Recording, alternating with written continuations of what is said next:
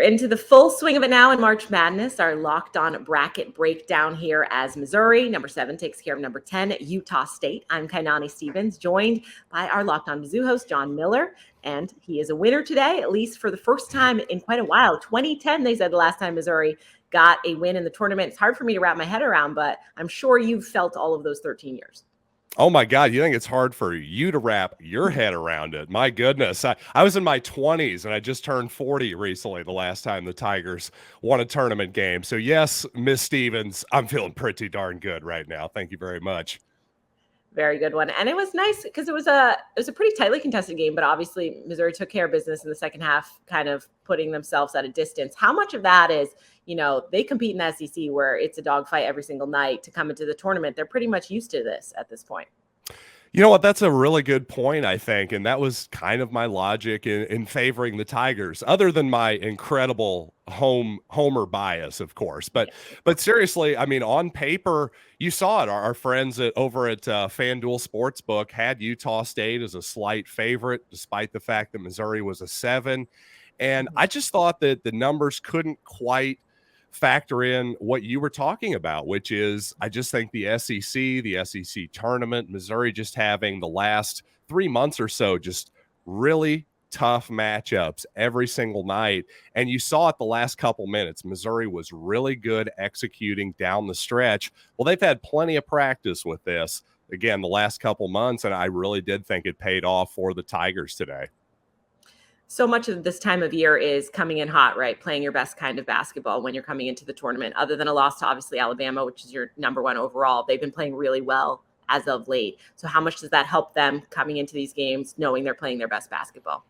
Oh, of course. Certainly, I think that helps a lot. And, the interesting thing about Missouri, though, is actually they're missing a couple really important pieces, in my opinion, in the backcourt. Of course, Missouri fans know Isaiah Mosley's been in and out of the lineup all season. He's an excellent offensive player. But to me, Trey Gomillion, the fact that he couldn't play today, to me, he's such an important piece. Does all the little things defensively. The fact that Missouri could overcome a really good offensive Utah State team. To me, Missouri's defense may have even won the day here. I was really impressed by how the Tigers matched up today with the Aggies. Touched on that earlier, holding them, scoreless from 3, I think, in the first half to be able to do something like that. Going forward, they're going to, unless we get a super big upset, I'm not calling this or anything, but other than that, they should be facing Arizona in the next round. What does that matchup look like for your team? How do you see them facing up against the Wildcats?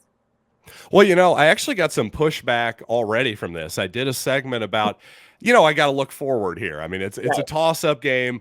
I'm sorry, Aggies fans, I picked Missouri. Forgive me. So I had to look forward and say, hey, can Missouri beat Arizona?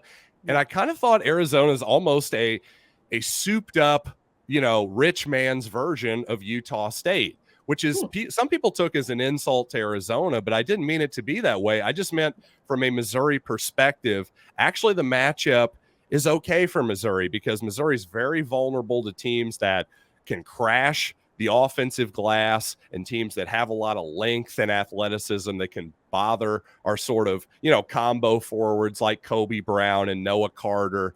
And to me, I'm just not sure that Arizona has that. So while I have all the respect in the world for that program and that team, I think the matchup is relatively favorable for the Tigers. So stylistically, with you seeing them kind of similar, do you feel like you just want to see more of the same from the team, hopefully getting healthy for their next round matchup?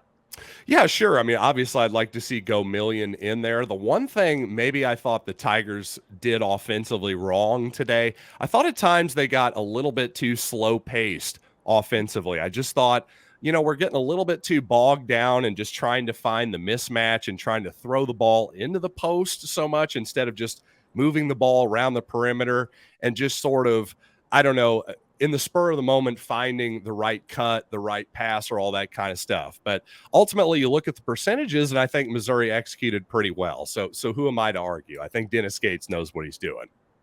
You got a first-round win, so we cannot complain about that. So that means you're talking about basketball for a little bit longer.